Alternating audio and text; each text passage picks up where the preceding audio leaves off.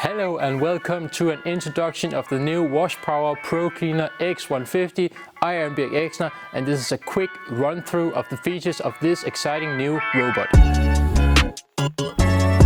Here it is, the X150, a new and redesigned washing robot for pig farmers, constructed in stainless steel and engineered for complex pig barns of every type.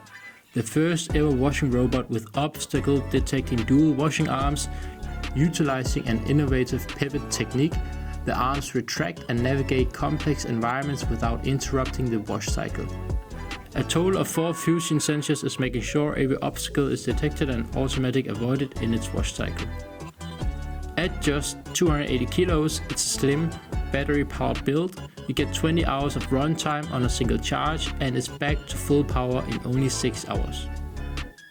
Here you also see a built-in hook for lifting the robot, making it more easy in some cases to get it into the farmers. The X150 comes with pre-installed programs that serve as a perfect base.